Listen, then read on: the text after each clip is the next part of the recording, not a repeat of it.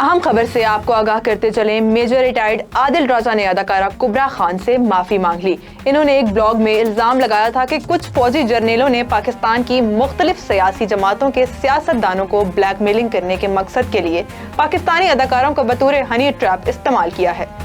اس بات پر چند اداکاروں نے خاص طور پر کبریٰ خان نے شدید رد عمل کا اظہار کیا تھا۔ پاکستانی آرمی کے سابق افسر نے ٹویٹر پر لکھا ہے، میرا مقصد کبھی بھی کسی خاتون کو نشانہ بنانا نہیں تھا، بلکہ سسٹم میں ایک بڑے مسئلے کی طرف نشاندہی کرنا تھا۔ میرے ناموں کے ابتدائی حروف بتانے کی وجہ سے پیدا ہونے والی قیاس آرائیوں کی وجہ سے ہونے والی تکلیف کے لیے بہت افسوس ہے۔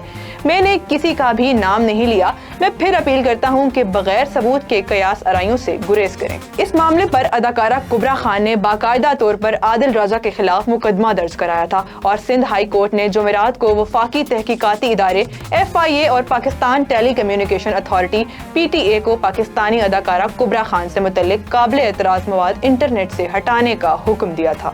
اگرچہ عادل راجہ نے ان اداکاروں کے ناموں کے ابتدائی نام AK، SK، MK اور MH دیے۔